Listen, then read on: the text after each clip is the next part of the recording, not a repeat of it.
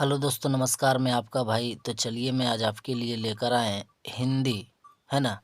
हिंदी से क्वेश्चन आपको सब्जेक्टिव लेकर आए, जो कि देखिए यहाँ लिखा हुआ है कि हिंदी सब्जेक्टिव क्वेश्चन कर रहा है। ये बिहार बोर्ड एग्जामिनेशन 2023 के लिए है। सब्जेक्टिव क्वेश्चन देखेंगे हम लोग बारी बारी से, है ना, जो कि आपको एग्जाम में बहुत महत्वपूर्ण क्वेश्चन ये होगा। तो चलिए आइए, सबसे पहले हिंदी का पहला क्वेश्चन हम लोग देखते हैं। कह रहा है यहाँ कि पपाती कौन थी, वह शहर क्यों लाई गई। कहीं कहीं पमपाती भी रहता है ना। पपाती कौन थी, वह शहर क्यों लाई गई। तो आपको उत्तर देना है कि पपाती बल्ली अमाल की बेटी थी, जो मेनाजाइटिस से पीड़ित थी। उसे शहर में इलाज कराने के लिए लाया गया था, है ना। इतना सा आपको वहाँ उत्तर देना है। यानी पपाती कौन थी, उसे शहर क्यों लाई गई। तो पपाती बल्ली अमाल की बेटी थी, जो मेनाजाइटिस से पीड़ित थी। उसे शहर में इलाज कराने के लिए लाया गया था। आप इतना जब लिख देंगे तो आपका 2 नंबर आपका आराम से मिल जाएगा, है ना। तो चलिए अगले क्वेश्चन को देखते हैं। चलिए मेरे प्यारे, देखिए दूसरा नंबर का आ रहा क्वेश्चन कि माँ मंगू को अस्पताल में क्यों नहीं भर्ती कराना चाहती थी। यानी माँ मंगू को अस्पताल में क्यों नहीं भर्ती कराना चाहती थी। तो चलिए आइए देखिए क्वेश्चन को, है ना। इस प्रकार से आप देखेंगे कि माँ अस्पताल की व्यवस्था से मन ही मन काँप जाती थी।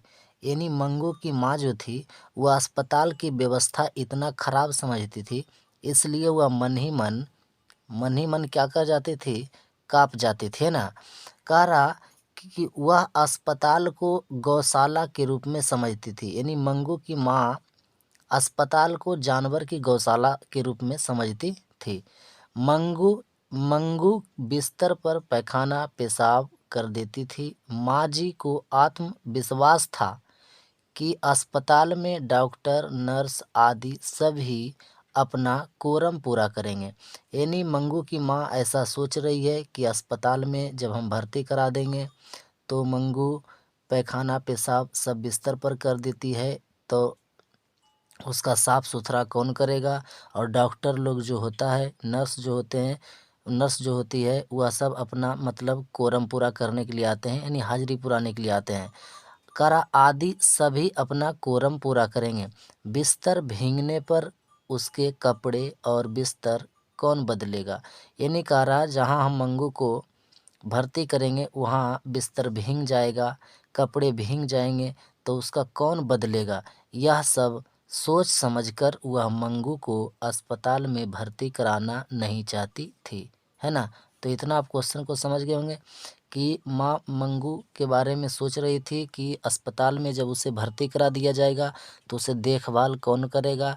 यह सब सोच समझकर वह मंगू को अस्पताल में भर्ती कराना नहीं चाहती थी, है ना। तो चलिए आइए तीसरे नंबर क्वेश्चन को देखते हैं। चलिए देखिए तीसरा क्वेश्चन को क्या कह रहा है ना। कह रहा कवि की दृष्टि में माली मालिन कौन है। यानी कवि जी के दृष्टि में माली मालिन कौन है ना।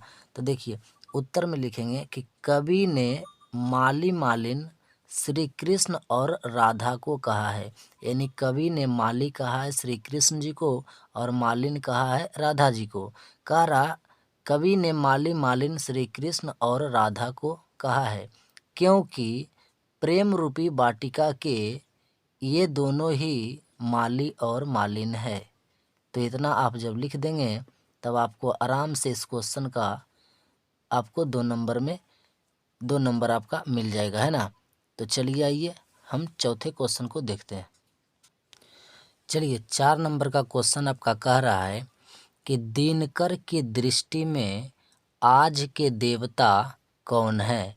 यानी दिनकर जी कवि है ना, दिनकर की दृष्टि में आज के देवता कौन है।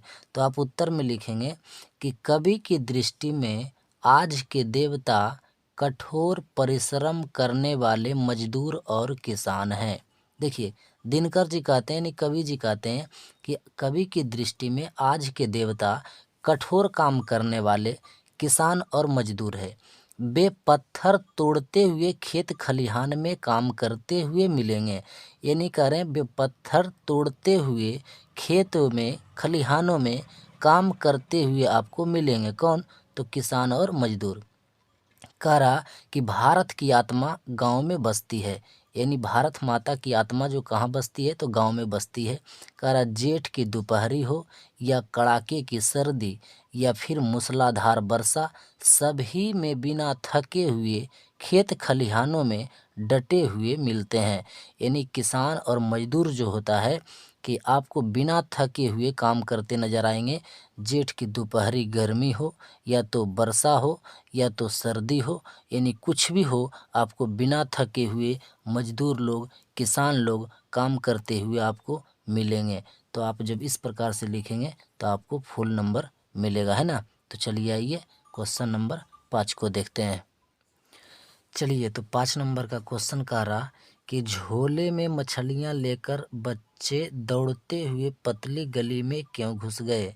यानी झोला में मछलियां था और मछलियां लेकर बच्चे दौड़ के पतली गली में क्यों घुस गया, ये क्वेश्चन कह रहा है ना कि झोले में मछलियां लेकर बच्चे दौड़ते हुए पतली गली में क्यों घुस गए।